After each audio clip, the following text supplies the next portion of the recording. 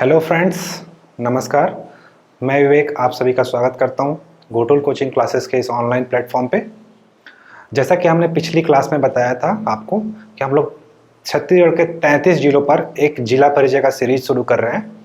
इस जिला परिचय के सीरीज में हम लोगों ने सबसे पहले नवीन 5 नए जिलों पर चर्चा की थी, जो कि सितंबर के फर्स्ट वीक 1 से 5 के बीच में लागू होने वाले हैं। अब हम लोग इस जिले परिचय में हम लोग आगे आए हैं, जो कि संभाग वाइज अब जिले को देखेंगे।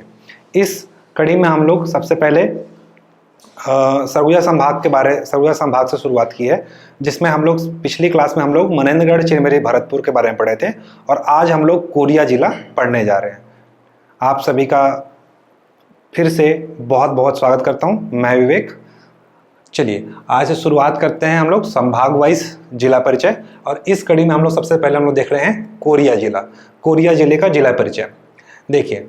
कोरिया जिले के अंतर्गत हम लोग सबसे पहले पढ़ेंगे कि यह कोरिया जिले का गठन कैसे हुआ, यह बना कैसे, इसका इतिहास क्या है, इसमें कौन कौन रियासतें हैं, ठीक है, आदि आदि इन सारी चीज़ों में चर्चा करेंगे, जैसे कि हम लोगों ने पूर्व के जिलों में चर्चा किया हुआ है। ठीक है, तो चलिए आइए शुरुआत करते हैं कोरिया जिले के जिला परिचय से। तो देखिए, कोरिया जिले का अपना एक अलग इतिहास है। कोरिया जिले का नामकरण ही कोल वंश, कोरिया राजाओं के नाम पर हुआ है। कोरिया जो जिला है वर्तमान का, यह चांग बखार रियासत प्लस कोरिया रियासत को मिला करके वर्ष 1998 में कोरिया जिला बनाया गया। 1 जनवरी 1948 को भारत संघ में सारे देशी रियासतों का विलय हुआ। विलय होने के बाद इस रियासत को सरगुजा जिले के अंतर्गत रखा गया था, जबकि 1998 में इसे अलग करके कोरिया जिले का एक स्वरूप दिया गया, जिसका वर्तमान में विभाजन करके मनेन्द्रगढ़, चिरमिरी, भरतपुर नया जिला बनाया गया। चलिए देखते हैं कोरिया जिला को। कोरिया जिला क्या रखेगा, चांग बखार रियासत प्लस कोरिया रियासत दोनों मिलाकर क्या था, एक साथ कोरिया जिला 1998 में बनाया गया था। यह जो जिला है सरगुजा जिले से अलग होकर के पहली बार वर्ष 1998 में अलग हुआ था। इसका या तो हम कह सकते हैं कि इसका जो मातृ जिला है वो क्या होगा, सरगुजा जिला होगा। इसके अलावा इसका संभाग, यह संभाग सरगुजा संभाग के अंतर्गत आता है। इसकी सीमा रेखा देखते हैं तो इसकी सीमा रेखा पूर्व में, ठीक है, पूर्व में कहाँ लगती है, सूरजपुर जिले से, जबकि पश्चिम में लगती है मनेन्द्रगढ़, चिरमिरी, भरतपुर से, जबकि उत्तर में मध्य प्रदेश के सीधी सिंगरौली जिले यहाँ इसकी सीमा रेखा बनाते हैं। जबकि साउथ में याद रखिएगा, साउथ में इसके नीचे कोई नहीं है, यही आएगा मनेन्द्रगढ़, चिरमिरी, भरतपुर। यहाँ से क्या है, ये मनेन्द्रगढ़, चिरमिरी, भरतपुर का एरिया है। ठीक है, ये देखिए ऐसा मनेन्द्रगढ़, चिरमिरी, भरतपुर है, और ये सूरजपुर इधर से। ठीक है, तो याद रखिएगा कि इसकी सीमा रेखा कौन कौन सी है, तो इसमें 2 जिले हैं, सूरजपुर और मनेन्द्रगढ़, चिरमिरी, भरतपुर। ये 2 जिले इसकी सीमा रेखा है, प्लस मध्य प्रदेश राज्य इसकी सीमा रेखा बनाता है। याद रखिएगा इस जिले में गोपद नदी बहती है। बताया था पिछली बार कि गोपद, बनास और नेउर 3 नदियां हैं, जो कि सोन गंगा अपवाद तंत्र की सहायक नदियां हैं। ठीक है, वो जाके मिल जाती हैं उधर। तो याद रखिए इसकी सीमा रेखा में कौन कौन सा हमने पढ़ा, सूरजपुर, मनेन्द्रगढ़, चिरमिरी, भरतपुर 2 जिले प्लस 1 राज्य इसकी सीमा रेखा बनाते हैं। ठीक है, इस जिले में मुख्यतः 2 तहसीलें हैं, और 2 तहसील वही विकासखंड भी है। पहला है सोनहत तहसील और दूसरा जो है वो है आपका बैकुंठपुर। ठीक है, सोनहत और बैकुंठपुर याद रखिएगा, 2 तहसील है और 2 विकासखंड है।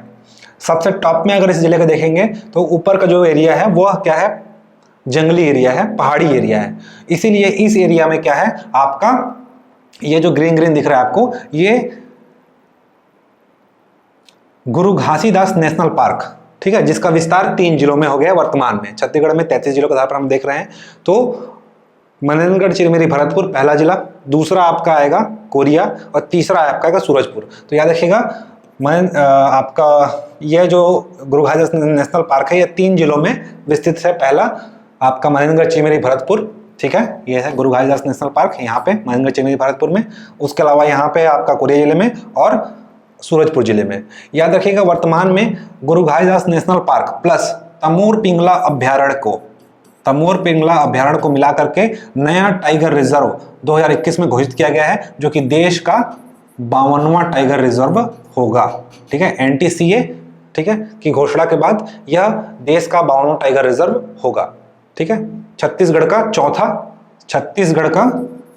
चौथा है और देश का 52वां टाइगर रिजर्व होगा।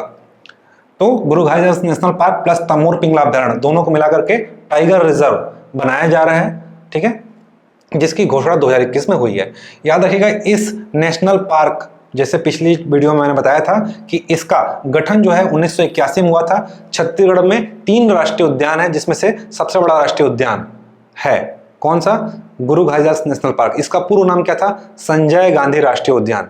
ठीक है, लेकिन राज्य गठन के बाद इसका नाम चेंज करके इसका नाम रखा गया गुरु घासीदास नेशनल पार्क।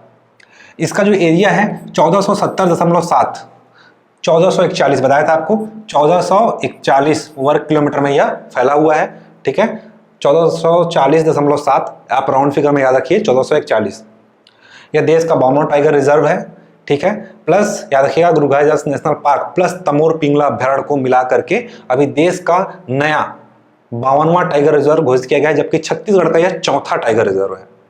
चलिए, इस टाइगर रिजर्व में 2 जलप्रपात स्थित है, जिसका नाम है नीलकंठ जलप्रपात और च्यूल जलप्रपात। कैसे याद करेंगे इसको? नीच। गुरु घासीदास नेशनल पार्क में नीचे में क्या है? देखो, नीचे में 2 जलप्रपात हैं, तो नीच में 2 जलप्रपात हैं। नी से नीलकंठ और च से च्यूल। च्यूल जलप्रपात किस जिले में है? कोरिया जिले में। नीलकंठ जलप्रपात किस जिले में है? तो कोरिया जिले में। तो गुरु घासीदास नेशनल पार्क के नीचे में 2 जलप्रपात है, ट्रिक में बताया हूं, नीच, नीलकंठ और च्यूल जलप्रपात। याद रखिएगा कि सोनहत की पहाड़ी कहां पे है? यहीं पे है सोनहत की पहाड़ी, और उसी के बाजू में क्या है? सोनहत तहसील है। ठीक, सोनहत तहसील में याद रखिएगा सोनहत की पहाड़ी है। यहीं पास इसके बाजू में एक गांव है, सोनहत तहसील के बाजू में क्या गांव है? जिसका नाम है मेंढा गांव। इसी मेंढा गांव में बालेंद नामक शासक यहाँ पे निवास करते थे सोनहत में, इसीलिए इस शासक के नाम पर इस पहाड़ी का नाम भी बालेंद पहाड़ी के नाम पर रखा गया है, जो हाल ही में चर्चित था। ठीक है, करंट अफेयर्स में अभी हाल ही में आया हुआ था कि बालेंद पहाड़ी किस जिले में है? तो आपका कोरिया जिले में है। इसी शासक के नाम क्या था? बालम भी बोलते थे, इसलिए इस पहाड़ी को बालम पहाड़ी के नाम से जाना जाता है। याद रखिएगा, बालेंद नामक शासक के नाम पर इस पहाड़ी का नाम क्या पड़ा है? बालेंद पहाड़ी। अन्य नाम इसका क्या है? बालम पहाड़। बालम पहाड़ कहाँ पे स्थित है? तो वर्तमान में कोरिया जिले में स्थित है। चर्चित स्थल है, इसलिए आपको याद रखना पड़ेगा, पर्यटन स्थल है। ठीक है, गुरु घासीदास नेशनल पार्क के अंदर में ही है, तो आप अपने जाकर के वहां पे आनंद उठा सकते हैं, लुत्फ उठा सकते हैं, पहाड़ी का नजारा देख सकते हैं। बहुत अच्छा सुंदर नजारा है। याद रखिएगा, सेमी कोक कोयला कहाँ मिलता है? सोनहत में। अर्ध कोकिंग कोयला बोलते हैं, जिसमें कोयले की मात्रा ज्यादा होती है ना, सेमी कोकिंग कोयला जिसको बोलते हैं अर्ध कुकिंग कोयला, यह कहाँ मिलता है? सोनहत तहसील में। उसके बाद नीचे आएंगे तो यहाँ देखिए शिवपुर चर्चा है। शिवपुर चर्चा याद रखिएगा, यह नगर पालिका परिषद है, कोरिया जिले का नगर पालिका परिषद है। याद रखिएगा कि कोरिया जिले का मुख्यालय जो है बैकुंठपुर है, जबकि कोरिया राजाओं के नाम पर पड़ा था, जो कि कोली वंश के थे। ठीक है, तो शिवपुर चर्चा यहाँ का नगर पालिका परिषद है। याद रखिएगा, यहाँ पे कोई नगर निगम नहीं है, नगरीय निकाय की शाखा नगर पंचायत और नगर पालिका परिषद मिलेगा। देखिए, ये आ गया बैकुंठपुर अपन आ गए। ये जो बैकुंठपुर है NH43 के नजदीक में ही है। ठीक है, अगर बाईपास से होके जाएंगे तो आपको बैकुंठपुर नहीं मिलेगा, अंदर जाने के लिए 5 किलोमीटर दूर यहाँ से लोकल रोड से जाना पड़ता है, स्टेट हाईवे है। तो ये बैकुंठपुर जो है नेशनल हाईवे से नजदीक में है, बैकुंठपुर शहर। बैकुंठपुर जो है कोरिया जिले का जिला मुख्यालय है। ठीक है, आपके विधानसभा के एग्जाम में, विधानसभा भर्ती परीक्षा में पूछा गया क्वेश्चन है कि कोरिया जिले का जिला मुख्यालय कहाँ है?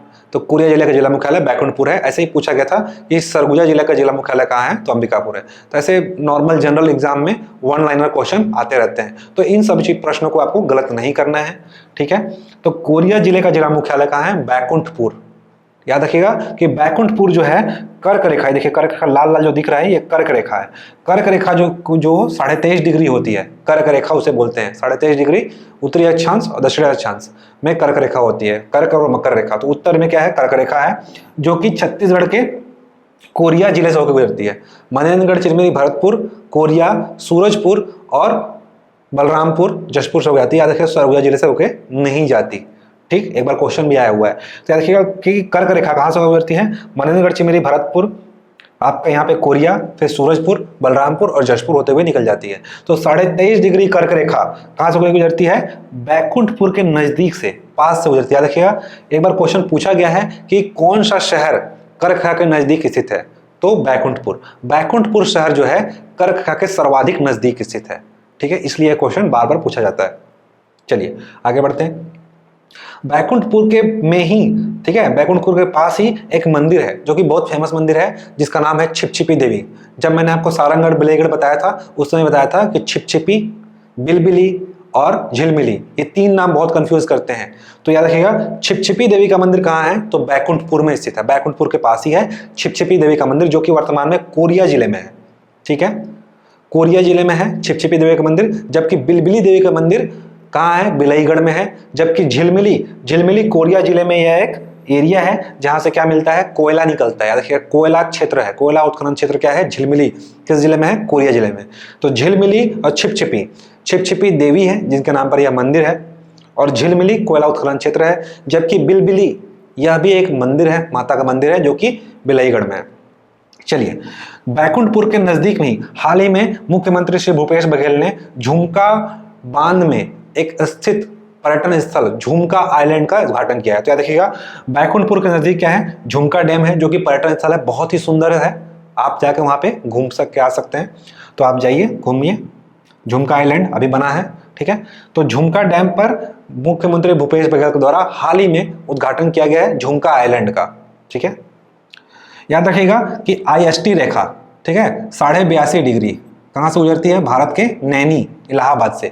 तो इलाहाबाद से आती है और यह IST रेखा कोरिया जिले में कटान है, ठीक है। याद रखिए ऐसा कटान बिंदु कोरिया जिले में है। पूछेगा कर्क रेखा और IST रेखा एक दूसरे को कहाँ काटती है, ठीक है, इसी को बोलते हैं समय रेखा या मयोत्तर रेखा। तो कर्क रेखा और IST रेखा, इंडियन स्टैंडर्ड टाइम, ठीक है, IST का फुल फॉर्म होता है इंडियन स्टैंडर्ड टाइम, इसे बोलते हैं समय रेखा। तो यह रेखा जो है कोरिया जिले में काटती है। याद रखिएगा IST रेखा और कर्क रेखा एक दूसरे को कहाँ काटती है, तो कोरिया जिले में काटती है, याद रखना है, ठीक है। तो कर्क रेखा और IST रेखा यहाँ पे काटती है। इसके अलावा देखिए बैकुंठपुर में क्या है, कोरिया पैलेस स्थित है, राजाओं का पैलेस है, प्राचीन पैलेस, ठीक है, अभी पर्यटन स्थल में आता है घूमने का, बहुत अच्छा पैलेस है, अभी आज भी अपने अस्तित्व में बना हुआ है। तो देखिए कोरिया पैलेस बैकुंठपुर में है, बैकुंठपुर शहर में क्या है, कोरिया पैलेस स्थित है। देखिए झिलमिली इसके बाजू में है, झिलमिली क्या बताया था मैंने, कोयला उत्खनन क्षेत्र है, यहाँ से कोयला उत्खनन क्षेत्र, देखिए कोयला उत्खनन क्षेत्र यहाँ का झिलमिली और आपका कटकोना और चर्चा कॉलरी, इसी के सब आजू बाजू है। देखिए रेलवे स्टेशन के पास में ही सब आजू बाजू है, झिलमिली, चर्चा कॉलरी और कटकोना। देखिएगा चर्चा कॉलरी से भी सेमी कोकिंग कोयला मिलते हैं, अच्छे किस्म के कोयले यहाँ पे मिलते हैं। याद रखिए कोयला जिले में बताया था आपको, कोरिया जिले में गोंडवाना शैल पाए जाते हैं, इसीलिए यहाँ पर केवल क्या खोजना है आपको, कोयला खोजना है। यहाँ पे ना धारवाड़ मिलेगा ना कड़प्पा मिलेगा, ठीक है। तो याद रखिए यहाँ पर सिर्फ और सिर्फ कोयला मिलता है, क्योंकि यहाँ पे कोल वंश के भी थे, इससे याद रख सकते हैं कि इसलिए इसका नाम कोरिया पड़ा है, ठीक है। कोरिया राजाओं के नाम पर इस जिले का नाम कोरिया पड़ा था, रियासत था, ठीक। तो कोल वंश यहाँ पे थे, निवास करते थे। तो यहाँ देखिएगा कोल जनजाति भी यहाँ पाई जाती है, ठीक है, कोल जनजाति यहाँ पाई जाती है, इसलिए याद रखिएगा यहाँ पे कोयला मिलेगा। झिलमिली में कोयला मिलता है, चर्चा कॉलरी में कोयला मिलता है और कटकोना में कोयला मिलता है, ठीक। तो ये 3 जगह हैं जहां से कोयला उत्खनन यहाँ के क्षेत्र है। देखिए इसके अलावा अगर आप NH43 से आएंगे, NH43 कहां से आया है, कटनी, इधर कहां से आ रहा है, कटनी MP से, और इधर आता है गुमला, कटनी से गुमला मार्ग है, गुमला झारखंड 1000 किलोमीटर से ऊपर है, 1052 है लगभग, ठीक है। छत्तीसगढ़ में लगभग 350 किलोमीटर यह है रोड। तो याद रखिएगा national highway number 43 Manendragarh Chirmiri Bharatpur से होते हुए आती है और बैकुंठपुर के नजदीक से निकलती है, और उसके बाद आगे आएगा इस रोड में पटना। याद रखिएगा पटना जो है हाल ही में मुख्यमंत्री भूपेश बघेल जब बैकुंठपुर दौरे में गए थे, तो पटना जो है अभी वर्तमान में ग्राम पंचायत है, लेकिन इसे नगर पंचायत का दर्जा दे दिया गया है। अतः आप हम कह सकते हैं कि यह पटना आने वाले दिनों में यह नगर पंचायत होगा, जो कि अभी क्या है, प्रस्तावित है। आगे बढ़ेंगे तो क्या आएगा, चर्चा, ठीक है, चर्चा कॉलरी, और उसके बाद आगे बढ़ेंगे ये निकल जाएगा सूरजपुर होते हुए कहाँ जाता है, ये अंबिकापुर। इसी तरीके से ट्रेन रूट रोड के साथ ही लगा हुआ है। ट्रेन रूट आएगा आपका मनेंद्रगढ़ से होते हुए सीधे ये आपका पटना, और यहाँ पे पड़ेगा कटोरा स्टेशन। ठीक है, पटना के पास यहाँ पे क्या है, कटोरा स्टेशन। बैकुंठपुर रोड पहले आएगा, बैकुंठपुर रोड। जब आप मनेंद्रगढ़ चिमेरी भरतपुर से आएंगे तो पड़ेगा बैकुंठपुर रोड, फिर कटोरा स्टेशन, उसके बाद आ जाएगा सूरजपुर रोड। ठीक है, सूरजपुर होते हुए फिर कहाँ चल जाएगा वो, अंबिकापुर। अंबिकापुर तक लाइन है ट्रेन की, उसके आगे लाइन नहीं है सरगुजा संभाग में। देखिएगा सरगुजा संभाग में ट्रेन कहाँ तक चलती है, मनेंद्रगढ़ चिरमिरी भरतपुर, कोरिया, सूरजपुर और अंबिकापुर। जशपुर और बलरामपुर जिले में ट्रेन की कोई लाइन नहीं है। ठीक है, प्रस्तावित है आपका अंबिकापुर से बरवाडी रेल लाइन। चलिए, तो ये ट्रेन रूट हो गया, ये रोड रूट हो गया। तो रोड रूट में हमको क्या पड़ेगा, बैकुंठपुर नजदीक में है ना, बाईपास से जाएंगे तो उसके बाद पटना पड़ेगा। पटना वर्तमान में क्या बनने वाला है, नगर पंचायत बनने वाला, वर्तमान में यह ग्राम पंचायत है। ट्रेन रूट में कटोरा पड़ेगा, उसके बाद आएगा चर्चा कॉलोनी ट्रेन रूट में, बस सीधे निकल जाएगा सूरजपुर रोड। ठीक है, याद रखिएगा कटकोना, कटकोना इसी के नजदीक में है, कोयला उत्खनन क्षेत्र है, बताया था। झिलमिली, कटकोना, चर्चा कॉलोनी, ये सब क्या है, कोयला उत्खनन क्षेत्र है। इसके अलावा यहाँ देखिएगा टाइगर हिल यहाँ पे है। टाइगर हिल पूछेगा किस जिले में है, ये भी पर्यटन स्थल है। तो टाइगर हिल कहाँ है, कोरिया जिले में स्थित है। टाइगर हिल पहाड़ी का नाम है ना, स्टेशन हिल स्टेशन टाइप का है। तो टाइगर हिल यहाँ कहाँ पे है, कोरिया जिले में स्थित है। चलिए, ये था जनरल हम लोग मुख्य जगहों पर चर्चा किए, इसके बारे में हम लोग डिटेल जानते हैं आगे। देखिए, जिला कोरिया है ना, यह अस्तित्व में कब आया था, मैंने बताया वर्ष 1998 में। 1998 में सरगुजा जिले का विभाजन करके कोरिया जिला बनाया गया था। ठीक है, यह अधिसूचना नहीं है, इसे आप डिलीट कर दीजिए। चलिए, इसमें तहसील बताया था, तहसील और विकासखंड, 2 तहसील है और 2 विकासखंड है।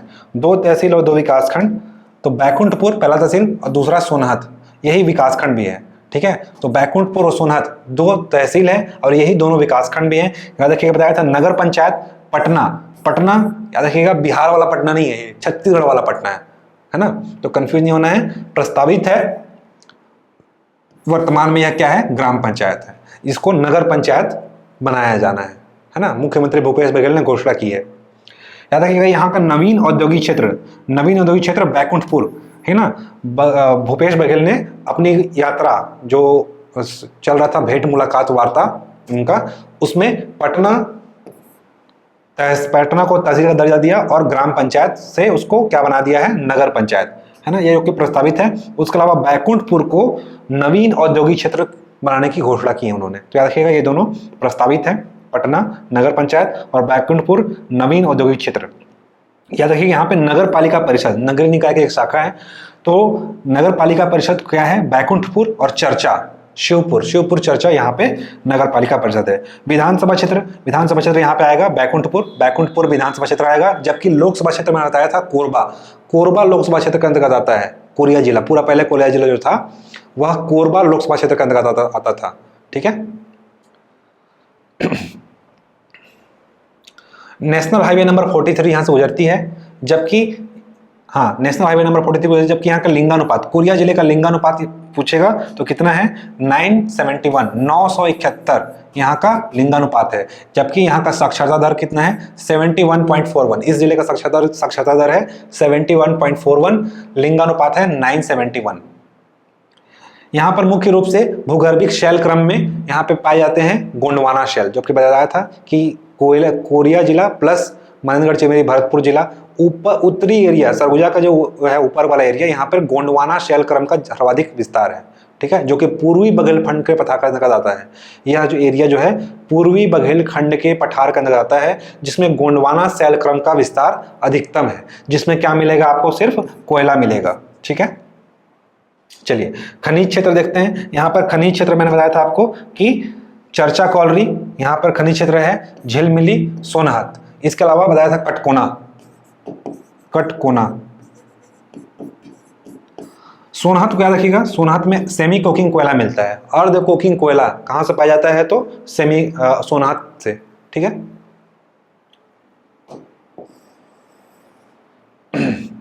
तो खनिज क्षेत्र हमने देखा, चर्चा कॉलोनी है ना, यहाँ पे भी अच्छी किस्म का कोयला मिलता है। झिलमिली, सोनहत और कटकोना है ना। तो याद रखिएगा ये सब नाम बहुत इंपॉर्टेंट है, बार बार पूछे जाते हैं। जनजाति, जनजाति यहाँ पर बताया था कोल जनजाति पाई जाती है। कोल, भील और भूइहार। भूइहार यानी कि पंडो, याद रखिएगा पंडो। तो पंडो को ही भूइहार बोलते हैं। तो कोल, भील, भूइहार या पंडो, ठीक है ना। भूइहार को पंडो बोलते हैं। तो कोल, भील और पंडो ये 3 जनजाति यहाँ पे पाई जाएगी।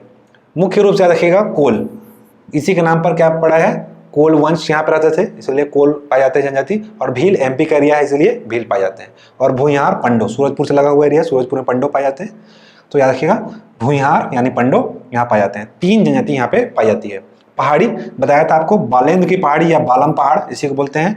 यह सोनहत के समीप मेंढा नामक ग्राम में स्थित है। मेंढा नामक ग्राम में पूछेगा कि यह बालेंद्र पहाड़ी किस ग्राम में स्थित है, तो मेंढा ग्राम में, ठीक है। बालेंद्र, शासक बालेंद्र के नाम पर इस पहाड़ी का नाम रखा गया है। चलिए यहाँ पे मुख्य नदी गोपद है, बताया था गोपद नदी का उद्गम आमापानी से हुआ है। ये देख लीजिए, ये आमापानी है ना।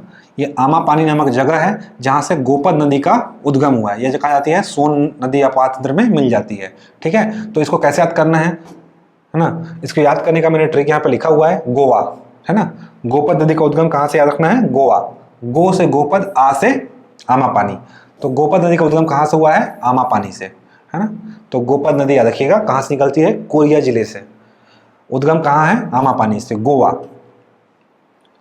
बांध बताए थे यहाँ पे झुमका बांध है, जिस पर आइलैंड अभी वर्तमान में भूपेश बघेल ने क्या किया है, इनका उद्घाटन किया है, झुमका आइलैंड। उसके अलावा यहाँ पर गेज बांध है, ठीक है। गेज अहिरन नदी अगर आप पढ़े होंगे छत्तीसगढ़ में, तो यह सहायक नदियां हैं, है ना। तो गेज नदी पर गेज बांध है। उसके अलावा आरूढ़ी बांध है, याद रखिएगा आरूढ़ी बांध कहाँ स्थित है, तो कोरिया जिले में स्थित है। नृत्य, इस जिले में मुख्यतः कर्मा, सैला और सुगा नृत्य होता है। सुगा लिखा है, सुगा नृत्य होता है।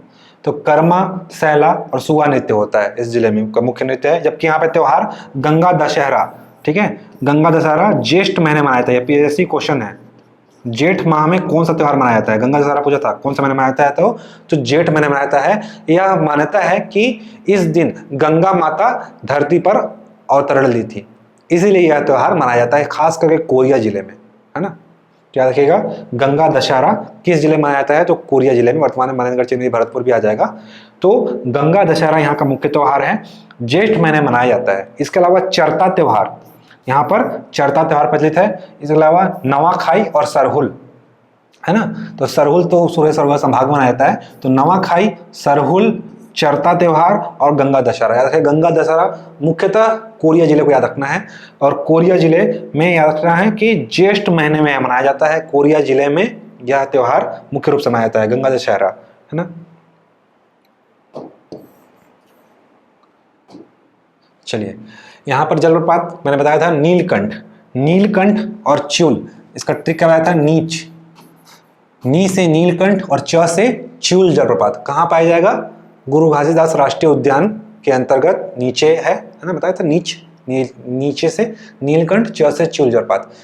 चलिए तो ये मुख्य जगह थे। अब हम लोग पढ़ते हैं कोरिया रियासत के बारे में। कोरिया रियासत क्या है, इसका इतिहास जानते हैं मुख्य रूप से डिटेल में, यह आपके मेंस के में भी काम आएगा, है ना। फैक्ट यहाँ पे लिखा हुआ है, तो याद रखिएगा कोरिया रियासत की जो स्थिति है वर्तमान में छत्तीसगढ़ के उत्तर पश्चिम में स्थित है ना। कोरिया रियासत छत्तीसगढ़ के उत्तर पश्चिम भाग में स्थित है। ब्रिटिश साम्राज्य की यह एक क्या थी, रियासत थी। 14 रियासतों में से एक रियासत था ना। 14 में से एक रियासत क्या थी, कोरिया रियासत थी, जिसका गठन 1865 में हुआ था। इसके अंतर्गत कोरिया रियासत के अंतर्गत कौन कौन से रियासत आते थे, तो कोरिया रियासत के अंतर्गत चांगबाकार और कोरिया रियासत आती थी। कोरिया रियासत में 2 रियासत थे, जबकि 1790 में इसको अलग कर दिया गया था। पिछले वीडियो में मैंने आपको बताया हुआ है ना। चांगबखार रियासत और कोरिया रियासत को मिला करके यह एक रियासत था। विलय, इस रियासत का विलय हुआ है 1 जनवरी 1948 को। विलय पत्र पर हस्ताक्षर करने वाले राजा है राजा रामानुज प्रताप सिंह देव। तो 1 जनवरी 1948 को इसका विलय हो गया भारत संघ में। और इस रियासत को चांगबखार और कोरिया रियासत को मिला करके सरगुजा जिले में चांगबखार, कोरिया, सरगुजा रियासत, ये सारे मिला करके एक जिला बनाया गया, सरगुजा जिला, ठीक है। इसकी स्थापना 17वीं शताब्दी में हुई है। 1865 में छत्तीसगढ़ में पहली बार 14 देशी रियासतों का गठन हुआ था। तो याद रखिएगा कि इसका विलय किया गया 1948 में 2 रियासतों का, और सरगुजा रियासत, कोरिया रियासत और चांगमखार रियासत, ये तीनों रियासत को मिलाकर के एक जिला बनाया गया जिसका नाम था सरगुजा, जिसको काट करके 1998 में क्या बनाया गया, कोरिया जिला। और कोरिया जिले को काट करके 2021 में बनाया गया मनेन्द्रगढ़, चिरमिरी, भरतपुर। देखिए इस रियासत का संस्थापक कौन है? इस रियासत का संस्थापक का नाम याद रखना है धारामल शाह। धारामल शाह इंपॉर्टेंट है, बताया हूं कि किसी भी रियासत के संस्थापक और विलय पत्र पर हस्ताक्षर किसने किया, ये इंपॉर्टेंट है। तो इस रियासत का संस्थापक का नाम है धारामल शाह, ठीक है। जबकि यहाँ के राजाओं की उपाधि क्या थी, राजा, है ना। यहाँ के राजाओं की उपाधि थी राजा, याद रखिएगा। इस रियासत के राजाओं की उपाधि थी राजा, जबकि इनको राजा की उपाधि किसने दिया था, तो बताए अगर कोई पूछे तो इस रियासत के राजाओं की उपाधि राजा किसने दिया, अंग्रेजों ने। 1819 में अंग्रेजों ने इस रियासत के राजाओं को राजा की उपाधि दी थी, अंग्रेजों ने। जबकि यहाँ का वंश जो है चौहान वंश है, चौहान राजपूत होते हैं। तो याद रखिएगा इस रियासत के राजाओं का वंश कौन सा है, चौहान वंश है, जो कि कोलीय वंश भी कहलाते हैं, रखिएगा कोल वंश, इसलिए जहां पर जनजाति क्या पाई जाती है, कोल। यह वंश जो है 13वीं शताब्दी में राजपूताना से आई कोरिया क्षेत्र को जीत लिया और यहाँ पर अधिकार करके बस गए। तो याद रखिएगा 13वीं शताब्दी में राजपूताना क्षेत्र से कोरिया आया और कोरिया देश को जीत लिया। उस समय रियासत को देश भी बोलते थे। विलय पत्र पर हस्ताक्षर करने वाले कौन है, राजा रामानुज प्रताप सिंह देव। बहुत ही इंपॉर्टेंट व्यक्ति हैं, बहुत अच्छे पर्सनालिटी इनकी, इनके बारे में जान लीजिए थोड़ा सा। राजा रामानुज प्रताप सिंह देव भारत संघ में कोरिया रियासत के विलयकर्ता थे, विलय पत्र पर हस्ताक्षर किए थे। यह गोलमेज सम्मेलन में भाग लेने गए थे जब 1930, 31, 32 में गोलमेज सम्मेलन चल रहा था सविनय अवज्ञा आंदोलन के दौरान। तो उस समय कोरिया रियासत से राजा रामानुज प्रताप सिंह देव लंदन गोलमेज सम्मेलन में भाग लेने गए थे, ठीक है, लंदन गए थे। इन्होंने रणजी ट्रॉफी खिलाड़ी हैं, रणजी ट्रॉफी के क्रिकेट खेलते हैं। इसके अलावा यह भारतीय क्रिकेट टीम में खिलाड़ी भी रह चुके हैं, याद रखिएगा रणजी क्रिकेट इन्होंने खेला है, क्रिकेटर हैं ये, और भारतीय क्रिकेट टीम में के खिलाड़ी भी रह चुके हैं। देखिए कोरिया रियासत के बारे में थोड़ा सा, मराठों के आने से पूर्व कोरिया रियासत क्या था, स्वतंत्र था। जब छत्तीसगढ़ में मराठे आए 1790 से समय, तो मराठों जब 1790 के समय मराठों का आगमन हुआ छत्तीसगढ़ में, तो मराठों का आने से पूर्व कोरिया रियासत स्वतंत्र राज्य था। जबकि 1790 में यह स्थिति बदल गई और कोरिया को मराठों के श्रद्धांजलि देनी पड़ी, अर्थात कोरिया रियासत को मराठों के अंतर्गत आना पड़ा। श्रद्धांजलि मतलब उनके अंतर्गत आना पड़ा। तो 1790 में से पहले कोरिया रियासत क्या था, अपने आप में एक स्वतंत्र राज्य था। जबकि 1790 में मराठों के आने के बाद उनको कोरिया रियासत को मराठों ने जीत लिया और उनको उनके में विलय होना पड़ा। तो कोरिया रियासत को मराठों को श्रद्धांजलि देनी पड़ी।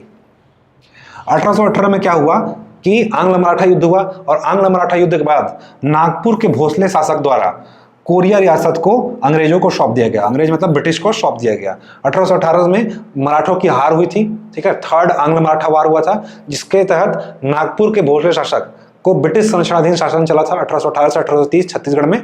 तो इस समय यह जो रियासत था किसके अंतर्गत आ गया था, ब्रिटिशों का अधीन आ गया था, और नागपुर के भोसले शासक द्वारा कोरिया रियासत को सौंप दिया गया, किसे, ब्रिटिशों को। 24 दिसंबर 1819 को कोरिया राज्य एक ब्रिटिश रियासत संरक्षक राज्य बन गया, ठीक है। तो 1818 से 1830 तक छत्तीसगढ़ में ब्रिटिश संरक्षणाधीन शासन चला है। तो 1818 से 1830 के बीच में क्या चला था, ब्रिटिश संरक्षणाधीन शासन, ब्रिटिश के संरक्षण में शासन चला था, जिसमें 1819 24 दिसंबर, याद रखिएगा डेट, 24 दिसंबर 1819 को कोरिया रियासत जो था को एक कोरिया राज्य को ब्रिटिश संरक्षणाधीन राज्य बना दिया गया। ब्रिटिश के संरक्षण में यह कार्य करने लगा, ब्रिटिश के अंतर्गत आ गया। चलिए आगे देखते हैं।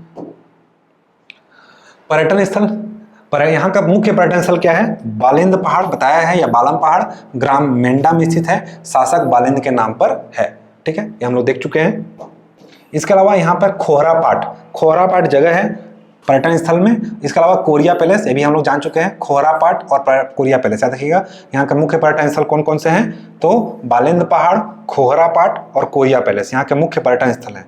इसके अलावा गुरु घासीदास नेशनल पार्क है, ठीक है, गुरु घासीदास नेशनल पार्क, इसकी स्थापना कब हुई थी, 1981 में। इसका पूर्ण नाम संजय गांधी राष्ट्रीय उद्यान है। 1441 वर्ग किलोमीटर क्षेत्रफल में फैला हुआ है। एग्जैक्ट डाटा है 1440.70, ठीक है, 1440.7, लेकिन एग्जाम में 1441 पूछा गया है। 1441 आप याद रखेंगे, राउंड फिगर में लग जाएगा आपसे। जानवर यहाँ पे क्या पाए जाते हैं? नीलगाय, शेर, हिरण इत्यादि यहाँ पे मुख्य रूप से जानवर पाए जाते हैं। याद रखिएगा, टाइगर, चीता यहाँ पे वर्तमान में देखा गया है। यहाँ पर इस गुहाजा राष्ट्रीय उद्यान में टाइगर रिजर्व, देश का 52वां टाइगर रिजर्व वर्तमान में घोषित किया है, जबकि छत्तीसगढ़ का चौथा टाइगर रिजर्व है। छत्तीसगढ़ का चौथा टाइगर रिजर्व है, ठीक है, याद रखिएगा। देश का 52वां, छत्तीसगढ़ का चौथा टाइगर रिजर्व है, ठीक। 2021 में इसकी घोषणा हुई है। तो यहाँ पे टाइगर रिजर्व परियोजना चल रही है। देश का 52वां टाइगर रिजर्व है। टाइगर यहाँ पे पाए जाते हैं मुख्य रूप से शेर, क्योंकि मध्य प्रदेश का एरिया है और मध्य प्रदेश के एरिया में क्या पाए जाते हैं? बहुत सारे टाइगर पाए जाते हैं, इसीलिए यहाँ पर टाइगर मिलेगा। इसका विस्तार कहाँ है? कोरिया, मनेन्द्रगढ़, चिरमिरी, भरतपुर और सूरजपुर जिले में है। तो गुरु घासीदास राष्ट्रीय उद्यान का विस्तार कहाँ है? कोरिया, मनेन्द्रगढ़, चिरमिरी, भरतपुर और सूरजपुर, ये 3 जिलों में इसका विस्तार है। चलिए, ये तो मुख्य फैक्ट था कोरिया जिले का, यहां तक समाप्त हुआ। लेकिन आपको एक जानकारी देना मैं भूल गया था पिछले वीडियो में, तो उसके लिए थोड़ा सा आप देख लीजिए। बहुत ही फेमस स्कूल है हमारे मनेन्द्रगढ़, चिरमिरी, भरतपुर में, ठीक है, पहले कोरिया जिले में आता था। तो याद रखिएगा, new life English medium school, new life English medium school, यह जनकपुर हिल स्टेशन में स्थित है। जनकपुर हिल स्टेशन, भरतपुर, जनकपुर पढ़े थे पिछले बार, मनेन्द्रगढ़, चिरमिरी, भरतपुर में एक फैक्ट छूट गया था। तो याद रखिएगा, इंग्लिश स्कूल स्थित है कहाँ पे? जनकपुर में, जनकपुर हिल स्टेशन में स्थित है new life English medium school. यह छत्तीसगढ़ और मध्य प्रदेश क्षेत्र का एक इंग्लिश मीडियम स्कूल है, जो कि यह मध्य भारत का यह पहला स्कूल है जिस पर, जो स्कूल स्तर पर STEM बोले तो साइंस, टेक्नोलॉजी, इंग्लिश और मैथ्स, ठीक है। तो STEM प्लस रोबोटिक्स शिक्षा प्रदान करता है। STEM शिक्षा और रोबोटिक्स शिक्षा प्रदान करता है। कौन school? New life English medium school. यह जनकपुर हिल स्टेशन वर्तमान में MCB जिले में स्थित है, ठीक है, MCB जिले में स्थित है। पूर्व में यह क्या था? कोरिया जिले में था। तो MCB जिले में जनकपुर स्टेशन में new life English medium school स्थित है। यह छत्तीसगढ़ मध्य प्रदेश क्षेत्र का एक इंग्लिश मीडियम स्कूल है। यह मध्य भारत का एक पहला ऐसा स्कूल है जिस पर STEM यानी कि साइंस, टेक्नोलॉजी, इंग्लिश और maths, science, technology, English, maths, इसके अलावा रोबोटिक्स की शिक्षा प्रदान कराया जाता है, ठीक है। तो बहुत ज़्यादा इंपॉर्टेंट है फैक्ट, इसलिए आप इससे जानकारी रखिएगा कि हमारे छत्तीसगढ़ में है, वो भी मनेन्द्रगढ़, चिरमिरी, भरतपुर, पूर्व में या कोरिया जिले में आता था। तो दोस्तों, आज के लिए मैं अलविदा चाहूँगा। आज के लिए इतना ही, मिलते हैं नेक्स्ट वीडियो लेक्चर में। अगर आपको यह वीडियो अच्छा लगे तो ज़रूर और लोगों के साथ लाइक करें, आप लोगों को प्रोत्साहित करें, लाइक कीजिए, कमेंट कीजिए, शेयर कीजिए, सब्सक्राइब कीजिए और हमें ज़्यादा से ज़्यादा आपको वीडियो पहुँचाने में सहयोग कीजिए, ताकि हमें और ऊर्जा मिले और हमें और अच्छे से काम कर पाएँ, आपको अच्छे से अच्छा क्वालिटी कंटेंट दें और आपकी तैयारी को 4 चांद लगाएं। धन्यवाद। आज के लिए इतना ही, मिलते हैं नेक्स्ट वीडियो लेक्चर में।